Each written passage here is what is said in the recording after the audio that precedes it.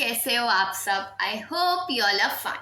तो आज मैं आपको सुनाने वाली हूँ पंचतंत्र की कहानी, जादुई पतीले की कहानी, magical pot story in Hindi. सालों पहले पीतल नगर में किशन नाम का एक किसान रहता था।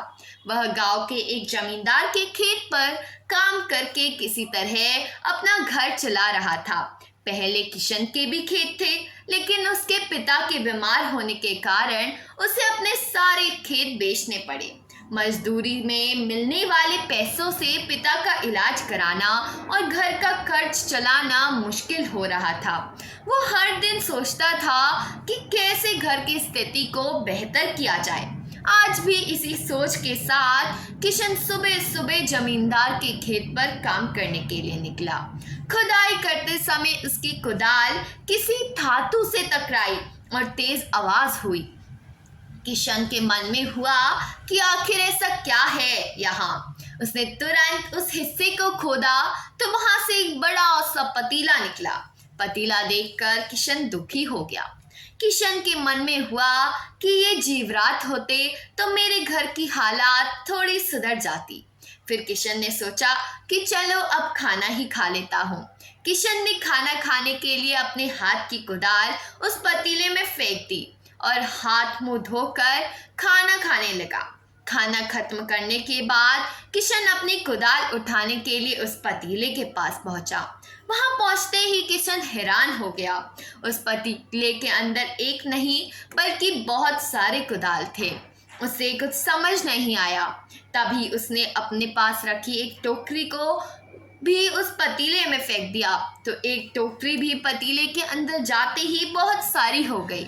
ये सब देखकर किशन खुश हो गया और उस जादुई पतीले को अपने साथ घर लेकर चला गया।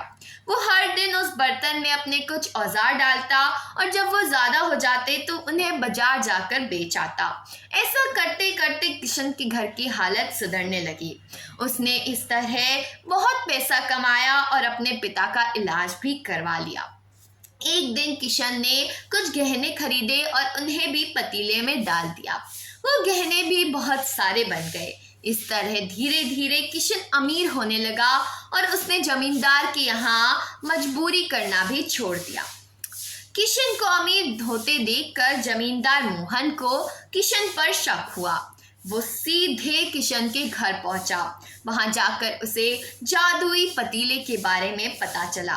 उसने किशन से पूछा, तुमने यह पतीला कब और किसके घर से चुराया? डरी हुई आवाज में किशन बोला, साहब, यह पतीला मुझे खेत में खुदाई के समय मिला था। मैंने किसी से चोरी नहीं की है। खेत में खुदाई की बात सुनते ही जमींदार ने कहा, यह पतीला जब मेरे खेत से मिला तो यह मेरा हुआ। किशन ने जादुई पतीला ना लेकर जाने की बहुत मिन्नतें की, लेकिन जमींदार मोहन ने उसकी एक नहीं सुनी। वह जबरदस्ती अपने साथ वो जादुई पतीला लेकर चला गया।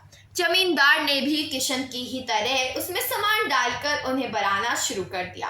एक दिन जमींदार ने अपने घर में मौजूद सारे गहने एक एक करके उस पतीले में डाल दिए और रातों रात बहुत अमीर हो गया। एकदम से जमींदार के अमीर होने की खबर पीतल नगर के राजा तक पहुंच गई।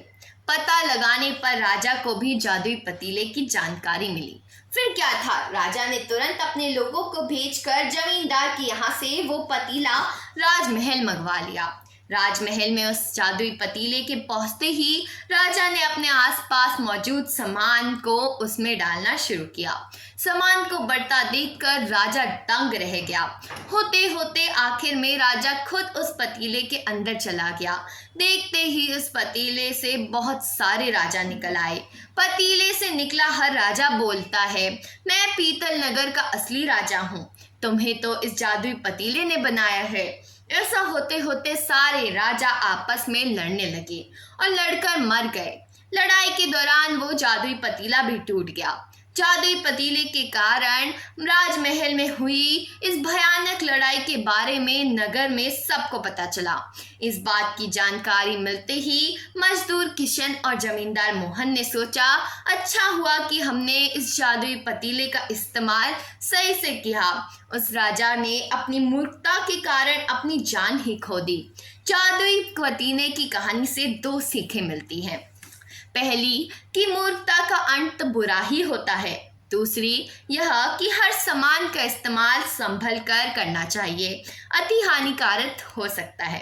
तो दोस्तों आज की कहानी यही थी। पसंद आई हो तो वीडियो को लाइक करना, चैनल को सब्सक्राइब करना, कमेंट में बताना कहानी कैसी लगी और अच्छी लगी तो अगली कहानी कौन सी सुननी है। अभी के लिए बस इतना ही, मिलते हैं अगली वीडियो में। अभी के लिए बाय बाय।